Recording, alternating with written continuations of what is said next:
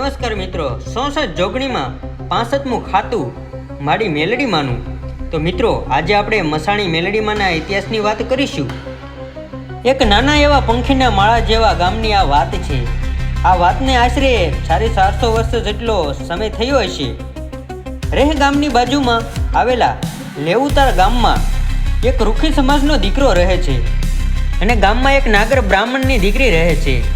ભગવાન ભોળાનાથનું વરદાન હતું, તેથી આ દીકરી ગયા જન્મે અપ્સરા હતી અને આ રૂખીનો દીકરો દેવલોકનો વિષુ હતો, જેને એક રૂખીના ઘરે અવતાર ધારણ કર્યો હતો અને આ હળાહળ કળયુગમાં બંનેએ જન્મ લીધો હતો.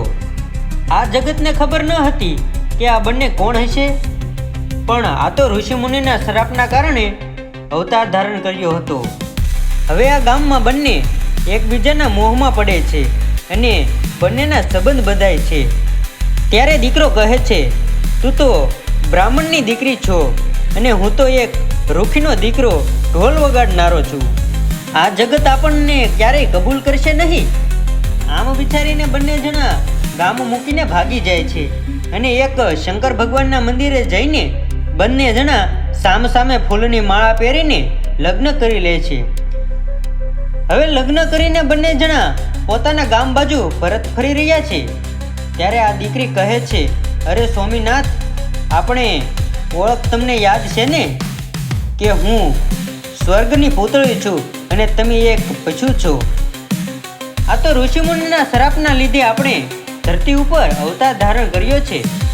હું તો ઇન્દ્રના દરબારમાંથી આવું છું. આ જગત આપણને ઓળખતું નથી, પણ આ ગામને આપણે સાબિત આપવી છે કે આપણે કોણ છીએ.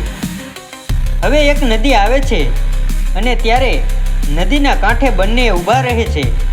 દીકરીના ગળામાં વરમાળા છે, માથે મોરિયો છે, હાથે મીંઢોળ બાંધેલો છે, પાનેતર પહેરેલું છે અને રૂપનો અંબાર એવી આ સ્વર્ગની અપ્સરા નદીના કાંઠે ઊભી છે અને પોતાના પતિને કહે છે કે હવે તમે ગામમાં જાઓ, ગામમાં જઈને મૂકીને કહો કે અમે લગ્ન કરી લીધા છે. હવે અમારા સત તમારે જોવા હોય તો ઢોલ વગાડતા વગાડતા નદીના સામા કાંઠે આવો અને અમારા સમૈયા કરે ત્યાં તમને અમારું સત બતાવી એટલું જઈને તમે મૂકીને કહેજો.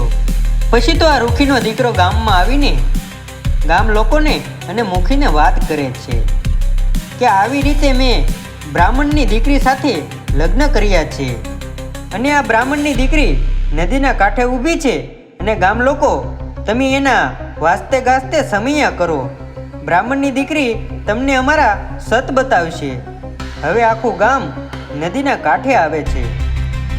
ઢોલ વાગે છે અને બંને વરઘોડિયા ઊભા છે, શેરાશેરી બાંધેલી છે. ત્યાં સતીએ તેના હાથ ઊંચા કર્યા અને પોતાના પતિને કહે છે, અરે સ્વામીનાથ, તમે જાઓ, મારી દેવીનો આદેશ છે કે તમે હવે સ્વર્ગે સીધાવો.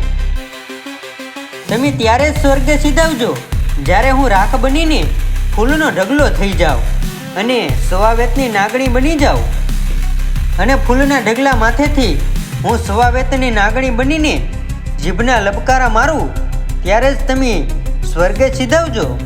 કેમ કે હું સતી છું. સતી ક્યારે રંડાપો વેઠતી નથી. પહેલાં હું અને પછી તમે એટલું બોલે છે અને ઢોલ નગારા વાગે છે ત્યારે સતીનું સતીત્વ જાગૃત થાય છે અને એના બંને હાથમાંથી કંકુ ખરવા લાગ્યું છે અને આ દીકરીનું સ્વરૂપ થોડીક જ વારમાં વિકરાળ થવા લાગ્યું અને કહ્યું કે ગામ લોકો, તમે મને ઓળખો છો? હું જોગણી, હું ખપ્પર જોગણી છું. તમારા માનું બ્રાહ્મણની દીકરી છું, પણ અમારા વચનના કારણે આ ધરતી ઉપર અવતાર ધારણ કર્યો છે. ગામ લોકો આ બધું જોઈ રહ્યા છે. દીકરીના બંને હાથમાંથી કંકુના ઢગલા થવા લાગ્યા. પછી તેના શરીરમાંથી અગન જ્વાળા પ્રગટ થઈ અને શરીર બળીને રાખ થઈ ગયું અને આ રાખ ફૂલનો ઢગલો થઈ ગયો અને ફૂલના ઢગલા માથેથી એક સ્વાવેતની નાગણી બહાર નીકળે છે અને પૂંછડી ઉપર ઊભી રહીને જીભના લબકારા કરે છે અને તેના સ્વામીની સામે જોવે છે. અરે સ્વામીનાથ, જાઓ, તમારે હવે ધરતી ઉપરથી વિદાય લેવાનો સમય થઈ ગયો છે. તમારે સ્વર્ગના તેડા આવ્યા છીએ એટલું બોલે છે. ત્યાં તો રૂખીનો દીકરાનું શરીર પણ ફૂલનો ઢગલો થઈ ગયો. હવે ગામ લોકોને પસ્તાવાનો કોઈ પાર રહ્યો નથી અને ગામ લોકો આ દીકરી પાસે જઈને માફી માગે છે અને કહે છે, ખમ્મા કર માડી, ખમ્મા કર, અમારેથી ભૂલ થઈ ગઈ, અમને માફ કરી દો. ત્યારે સવાવેતની નાગણીના વાસા ફૂટે છે અને કહે છે, ખમ્મા છે, મારી વસ્તીને ખમ્મા છે. હું તો નદીના કાંઠે અહીં બેઠી છું, જાઓ મને મસાણી માતા તરીકે ઓળખજો. આ જગતમાં 64 જોગણી છે, પણ આ 64 જોગણીમાં 65મું ખાતું હું મસાણી મેલડી તરીકે પૂંજાય. હવે અહીં મારા બેસણા કરો અને મારા સવામણના તાવા કરો. હું સવામણના તાવે રમવા આવી. એટલું કહીને માં અંતર ધ્યાન થઈ ગયા. તો મિત્રો, આ હતો મસાણી મેલડી માનો ઇતિહાસ. તો મિત્રો, તમને આ ઇતિહાસ કેવો લાગ્યો? લાઈક, શેર, સબસ્ક્રાઈબર કરી નાખજો અને કોમેન્ટ દ્વારા મને જણાવજો. તો મિત્રો, મળીએ આપણે નવા વિડીયોમાં. અને હવે તમારે કયો ઇતિહાસ સાંભળવો છે એ કોમેન્ટમાં મને જણાવી દેજો. જય મા મેલડી.